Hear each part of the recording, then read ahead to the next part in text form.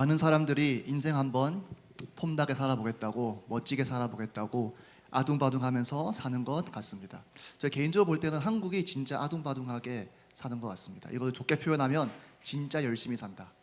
이것을 나쁘게 표현하자면 진짜 아둥바둥 한번 성공해 보겠다고 정말 혈안이 되어서 사는 것 같다라고 표현할 수 있겠죠. 저는 개인적으로 한국이 이렇게 단기간 내에 경제적 성장을 이뤄낸 것도 한국이란 나라가 남다르게 능력이 좋은 것도 있었겠죠. 저희 입장에서는 한국 사람 똑똑해서 그렇다라고 말할 수도 있겠죠. 하지만 그만큼 성공을 한 열의가 좀 되게 남다른 민족이 아닌가라는 생각도 있습니다. 설문조사에도 그렇게 나타나는 것 같습니다. 제 개인적으로 볼 때는 가치가 돈 위에 있는 가치가 많이 없는 것 같습니다. 미국이랑 비교했을 때도 그렇고 다른 나라들과 비교했을 때도 그렇고 설문조사에 대놓고 돈이 1위를 하는 국가가 바로 한국이죠. 그만큼 성공에 대한 열의도 크다라고 말할 수 있겠죠. 그만큼 돈을 우선시하고 일단 돈 벌어야 된다. 이런 말도 있지 않습니까? 친구도 돈이 있어야 사귈 수 있다. 이상하게 이런 말을 한국에서밖에 저는 듣지 못했습니다. 개인적으로. 그렇게 생각하는 사람들이 한국 밖에서도 많이 있을 것입니다. 근데 그거를 입 밖으로 내뱉을 수 있는 분위기와 그렇지 못한 분위기와는 꽤 큰 차이가 있겠죠. 한국은 알게 모르게 좀 친하면 그 정도는 입 밖으로 낼 수 있는 분위기인 것 같습니다. 그러니 그런 말을 제가 몇 번 들은 거죠. 돈이 있어야 그래도 친구도 사귄다. 그러니 진짜 돈이 거의 모든 것이다라는 생각이 많이 깔려 있는 것 같습니다. 그러니 성공하려고 엄청나게 애를 쓰죠. 그러니 한국은 또 목매는 게 하나가 있죠. 뭡니까? 국영수. 국영수가 정말 중요하죠. 물론 미국에서도 SAT를 칩니다. 미국 수능이죠. 근데 한국은 수능에 진짜 목매고요. 수능 치는 날이면 비행기도 시끄러워서 막 그것도 계산해서 조절한다 하더라고요. 심지어 경찰이 수능에 좀 늦는 친구 있으면 경찰이 데려다 준다고 하더라고요. 그래서 미국의 정서를 본다면 참 착하지만 그 경찰분들이 데려다주는 착하지만 어떻게 보면 좀 이례적이죠. 온 국가가 뭔가 수능 치는 날에는 거기에 포커스 맞춰져 있고 경찰도 늦는 학생들 라이드를 주는 그러한 분위기가 어떻게 보면 좀 독특한 부분이 있는 것 같습니다. 그만큼 수능이 중요하고 수능의 꽃은 국영수잖아요. 모든 학원이 국영수 위주로 다 꾸려져 있잖아요. 많은 부모님들이 거기에 엄청난 돈을 투자하잖아요. 왜 그럴까요? 생각해 보면 답은 정말 간단합니다. 국영수가요, 한국 사람들이 가장 좋아하는 것을 얻을 수 있는 가장 탁월하고 안전한 방법이에요. 뭡니까? 두 개가 있죠. 돈, 사회적 지위. 두 개를 정말 좋아하는데 물론 다른 나라도 마찬가지입니다. 근데 그거를 가장 안전하게 정석적으로 엘리트 코스 받고 그거를 쟁취할 수 있는 게 뭡니까? 국영수 잘해서 좋은 학벌로 좋은 직장을 가져서 사람들이 봤을 때 좀 사회적 지위도 있고 또 페이도 많이 보장되는 그러한 직업을 갖는 것이 많은 사람들의 목표고 또 많은 부모님들이 원하는 바기 때문에 국영수에 많은 돈을 투자하고 거기에 거의 목숨을 거는 것과 같은 모습을 많이들 보이는 것 같습니다. 이거 왜 그렇습니까? 교회는 인생 그래도 어느 정도 멋지게 살고 싶은 마음이 있으니까, 많은 것을 누리고 살고 싶은 마음이 있으니까, 본인 인생이 주어졌는데 본인의 인생을 사고 싶어서 본인의 인생을 사시는 분들은 없을 겁니다. 그냥 태어나 보니까 인생이 주어져 있죠.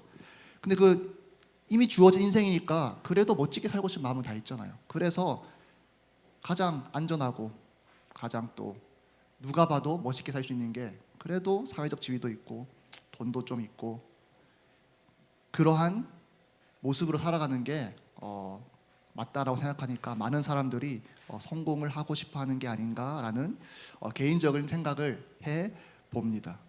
근데 성경은 명확하게 말하고 있습니다. 우리의 인생을 주관하시는 분은 하나님 한 분이시라는 거죠.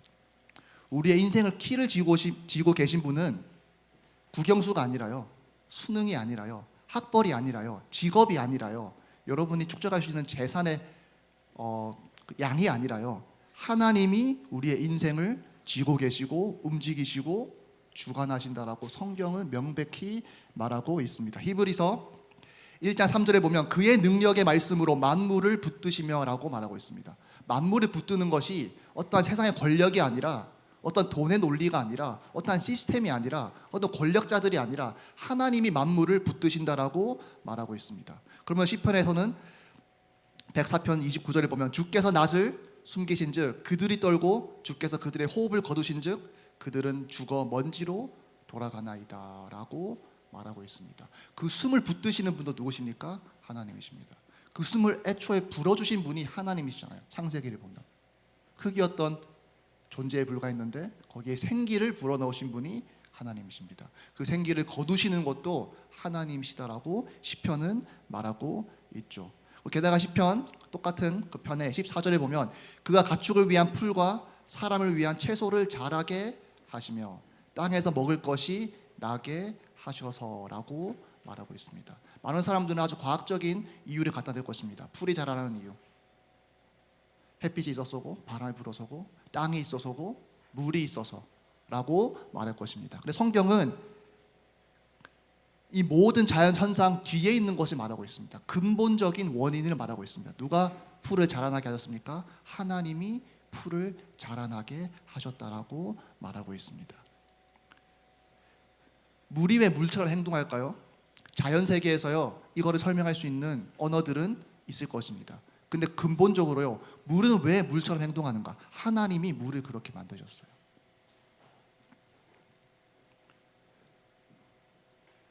누가 우리를 붙들고 있습니까? 지금 이 땅에 많은 사람들은 중력이 우리를 붙들고 있다라고 말할 것입니다. 근데 그 중력을 통해서 우리를 붙드시는 분은 하나님이십니다. 비가 왜 내립니까? 또 자연적인 또 과학적인 설명이 다 있습니다. 근데 성경은요, 여전히 똑같이 말하고 있어요. 하나님이 그 비를 내리게 하셨다. 태풍이 왜 붑니까? 네, 과학적인 설명이 있을 것입니다. 근데 하나님이 그 태풍을 불게 하셨다라고 말하고 있습니다. 심지어 제비는 사람이 뽑으나 모든 일을 작정하기는 여호와께 있느니라라고 잠언의 16장 33절에 나와 있습니다. 제비는 사람이 뽑으나 하나님이 그 결과를 붙드시고 결정하시고 작정하신다라고 나와 있습니다. 우리 인생도 마찬가지입니다. 우리가 작정하는 것처럼 보이나, 우리가 내 인생 살아가는 것처럼 보이나, 내가 결정한 것처럼 보이나 하나님이 우리의 인생을 주관하신다라고 성경은 말하고 있습니다. 그러니 욥이 이것을 알았으니까 본인 인생이 완전히 망했을 때 누구를 탓합니까? 누구께 해명을 요구합니까? 하나님께 해명을 요구합니다. 욥이요, 딴 데 그 원인을 찾지 않아요. 욥이요, 운이 안 좋았네 라고 말하지 않아요. 하나님 왜 그러셨습니까? 물어요. 저 잘못한 거 없는 것 같은데 제가 볼 때는, 근데 하나님 왜 그렇게 하셨습니까? 제가 죄를 지었으면 하나님 이렇게 하시는 거 말이 되는데 제가 볼 때는 내가 죄를 지은 거 아니거든요. 근데 하나님 저한테 왜 그러셨습니까? 저를 왜 고통스럽게 하셨습니까? 저에게 왜 제가 가졌던 것들을 다 뺏어 가셨습니까? 누구에게 물었습니까? 하나님께 물었어요. 운이 안 좋았구나. 아니에요. 하나님께 욥은 물었습니다. 욥이 제대로 했죠. 진짜 따져 물어야 할 대상에게 따져 물은 거예요. 진짜 해명을 요구해야 되는 존재에게 해명을 요구한 거예요. 그것이 바로 하나님이었죠. 운이 안 좋아서가 아닙니다. 하나님이 그렇게 하셨고 욥도 너무나도 그것을 잘 알고 있었습니다. 여러분의 인생에서 일어나는 일들도요, 우연이라는 것은 없습니다. 제가 가끔씩 운이라는 단어를 쓰긴 합니다. 제가 갑자기 길 걸어가다가 100만 원을 주우면 운이 좋았다라고 제가 표현을 하지, 다른 표현은 쓸 수는 있겠지만 그래도 운이 좋았네, 럭키하네 라는 표현도 쓸 수 있는 선택지 중에 하나거든요. 근데 그런 말 한다고 해서 제가 하나님의 주권 밖에서 일어났네 라는 뜻은 아니죠. 그냥 인간적인 관점에서 원래 이런 일이 많이 없으니 참 운이 좋았다라고 표현하는 것 뿐이지, 진짜 신학적으로 봤을 때는 운이라는 것은 없습니다. 왜냐, 하나님 섭리 밖에서 일어나는 것은 아무것도 없기 때문에. 근데 크리스천들이 다 이걸 믿잖아요. 근데 이상하게요, 많은 사람들이요, 본인의 인생이 하나님의 손이 아니라 다른 것에 붙들려 있는 것처럼 생각하는 것 같아요. 많은 사람들이 본인의 인생이 하나님에 의해서가 아니라 다른 세상 안에 있는 어떠한 상황, 일들, 이런 것들에 의해서 결정된다라고 생각하는 것 같아요. 그렇게 생각하니까 하나님을 바라봐야 될 사람이 다른 것을 바라보죠. 하나님을 의지해야 되는 사람이 다른 것을 의지하죠. 입으로는 하나님을 의지합니다. 하나님 해주셔야 한다 하지만 실질적으로 이게 돼야 가능합니다. 이게 돼야 내 인생이 잘 풀립니다라고 많은 사람들이 생각을 그렇게 하는 것 같아요. 하나님이 내 인생을 책임져 주셔야 하지만 당장 스펙을 쌓아야 하는 건 나고, 당장 미래를 준비해야 되는 건 나고, 사회에서 요구하는 건 뻔하고, 그거 없으면 내가 원하는 걸 가지지 못하고, 이러한 사고 속에서 하나님이 그 상황에서도 주관하시는데 결국 나의 인생을 쥐고 있는 것은 하나님이 아니라 다른 것이다라고 알게 모르게 생각하는 사람들이 많이 있는 것 같습니다. 여러분은 어떻습니까? 여러분의 인생을 누가 주관하십니까? 여러분 인생 망하는 거 원치 않잖아요. 여러분 인생 초라해지는 거 그거 원치 않잖아요. 그거 원하는 사람은 아무도 없습니다. 그러니 다들 아둥바둥하면서 사는 거예요. 다들 노력하면서 사는 거예요. 희생하면서 미래를 위해서 오늘을 희생하면서 살아가는 사람들도 되게 많은 거예요. 근데 그 상황 속에서 여러분은 누구를 진정으로 의지하고 누가 진짜 여러분의 인생을 좌지우지한다라고 생각하십니까? 여러분의 수능입니까? 여러분이 갈 대학입니까? 아니면 대학 다니시는 분들 여러분이 미래에 가지실 직업입니까? 여러분의 인생을 좌지우지하시는 분은 하나님이시지 여러분의 직업도 아니고요, 여러분의 스펙도 아니고요, 여러분의 학벌도 아니고 그 무엇도 아닙니다. 하나님이 여러분의 인생을 좌지우지하십니다. 근데 왜 우리는 하나님께 기도를 안 할까요? 근데 왜 우리는 하나님께 매달리지 않을까요? 많은 사람들이 국영수가 나의 인생을 책임진다고 생각하니까요, 수능에 목매다는, 진짜 목매다는 나라잖아요, 한국이. 진짜로 그렇게 믿으니까 목매다는 거예요. 너무나 당연하죠. 직업이 내 인생을 좌지우지한다고 생각하니까 그 직업 한번 제대로 가져보겠다고 많은 것을 희생합니다. 학원도 보내고요. 학원에 보낸다는 말은 뭡니까? 학교도 가잖아요. 그럼 학원도 가면 가족과의 시간을 희생한다는 거죠. 엄청난 희생입니다. 근데 그것을 아무렇지 않게 하는 게 한국이죠. 왜냐? 그만큼 중요하다라고 생각을 하니까. 가족에 대한 사랑이 없겠습니까, 한국이? 당연히 있죠. 똑같은 사람인데. 그럼에도 불구하고 희생할 만한 가치가 있는 것이다라고 생각을 하니, 또 그거 사람들이 원하는 거 안 하면 또 무시받을까 봐 또 부모님은 또 그런 생각도 있으시겠죠. 그러니 많은 것들을 희생하면서 돈도 투자하고요, 시간도 투자하고요, 가족끼리 보내는 그 저녁 시간도 투자합니다. 진짜로 그렇게 믿으니까 그렇게 행동이 나오는 거죠. 우리가 근데 정말 하나님이 우리 인생을 좌지우지하시고 주관하신다라고 생각을 한다면 똑같이 그렇게 나와야 되는데요, 똑같이 하나님께 매달려야 하고 똑같이 하나님께 의뢰해야 되고 하나님께 매달려야 하는데, 하나님께 매달리는 크리스천들이 점점 더 줄어가는 것 같습니다. 하나님 믿는다 하면서, 하나님 능력 있으시다라고 말하면서, 하나님이 내 인생 주관하신다라고 말하면서 마치 다른 것들이 나를 주관하는 듯이 생각하는 분들이 많이 있는 것 같습니다. 성경은요, 반대로 얘기하죠. 풀이 자라나는 것마저도 하나님이 하신 것이다라고 말합니다. 정말 사소한 것도 하나님이 하신 거예요.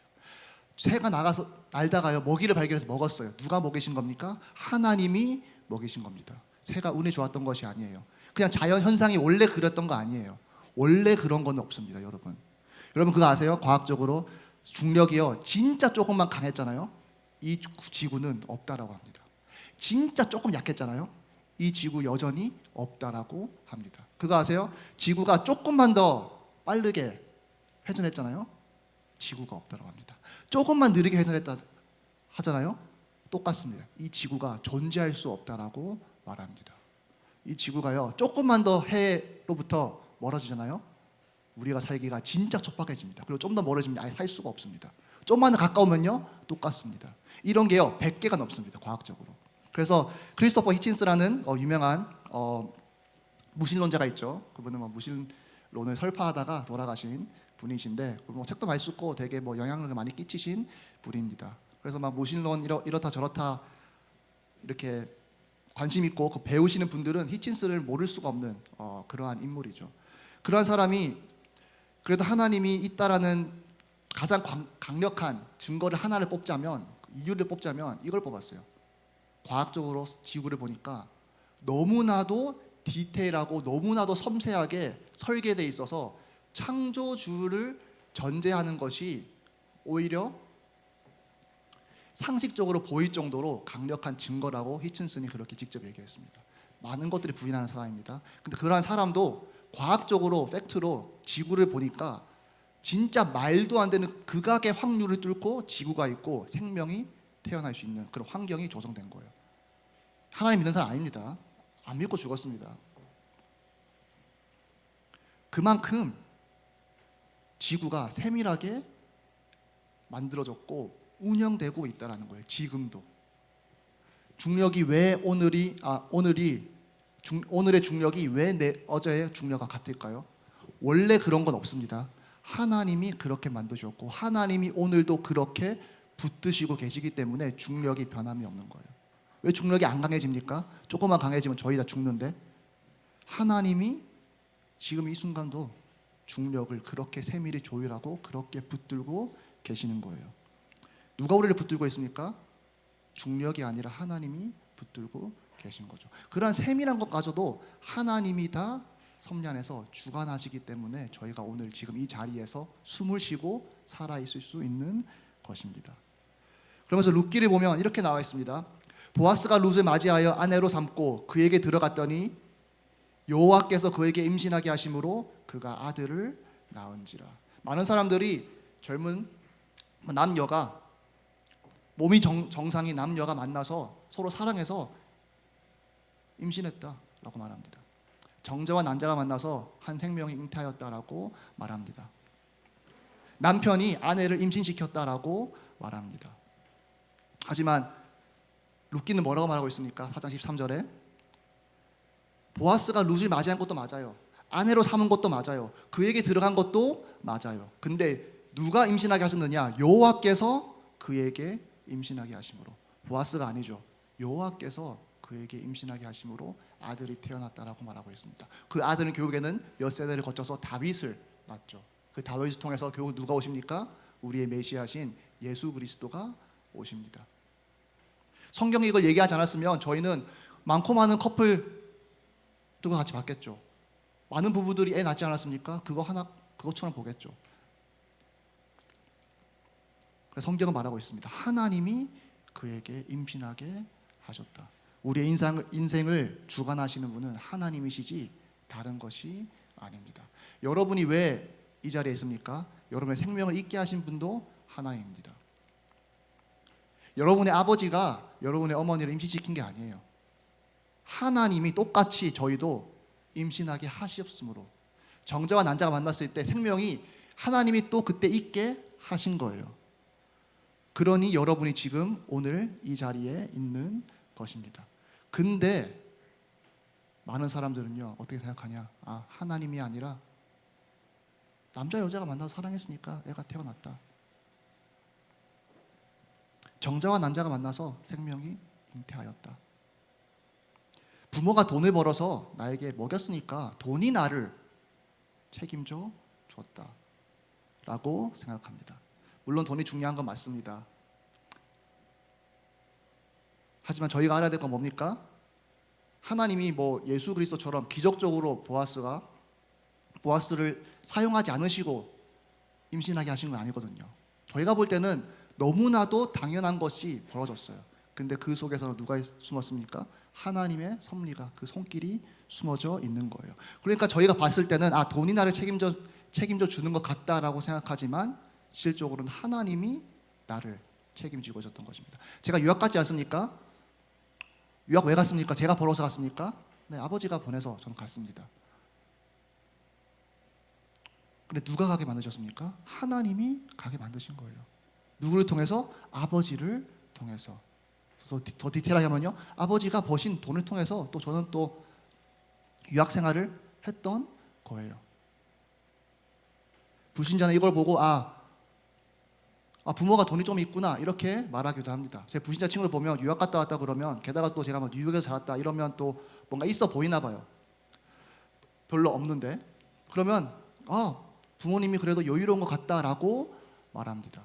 그렇기 때문에 제가 유학도 갔고 뭐 그럴 수 있었다라고 사람들이 생각을 합니다. 사실입니까? 네, 팩트는 맞습니다. 근데 그 이면에는, 그 뒤에는 누가 있으셨습니까? 하나님이 그렇게 하셨습니다. 그러니 요셉도 이렇게 말하죠.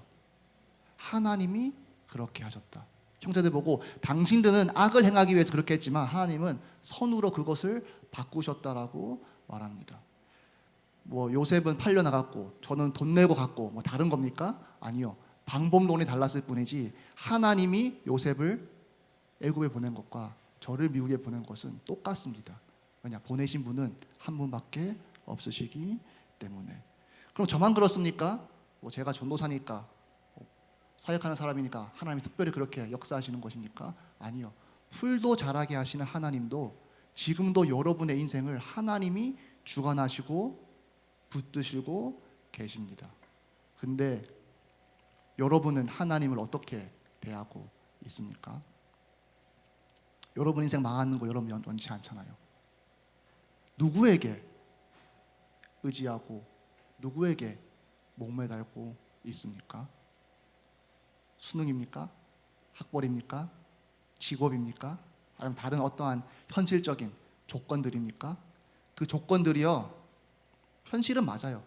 하지만 그 현실을 주관하시는 분이 하나님이라는 사실을 저희가 진정으로 믿는다면, 아는 것 정도가 아니라 믿는다면 저희는 그 상황을 뛰어넘는 하나님을 바라봐야 되고 하나님을 붙들어야 될 줄로 믿습니다. 안타까운 것은 많은 사람들이 말은 그렇게 하지만, 하나님이 해주셔야 한다고 하지만 현실적인 것에 의지하고 현실적인 것에 본인의 인생이 판가름 난다라고 생각하는 사람들이 많이 있는 것 같습니다. 구약 보면요, 이스라엘이 그랬어요. 하나님 의지하지 않고요, 주변 강대국에 빌붙으려 했어요. 이스라엘 백성이 믿음 없었던 겁니까? 믿음 없었던 건 맞죠. 근데 너무나도 인간적인 선택을 한 거예요. 왜냐? 당장 내 눈앞에 보이는 강대국은요, 진짜 강대국이거든요. 그 강대국한테 조금만 빌붙어서 조금만 잘 보이면 그 강대국이 손 내밀어 줄 수도 있거든요. 하지만 성경은 계속해서 끊임없이 말합니다. 나라를 망하게 하고 나라를 흥하게 하시는 분은 다른 것이 아니라, 군사력이 아니라 하나님이라는 것.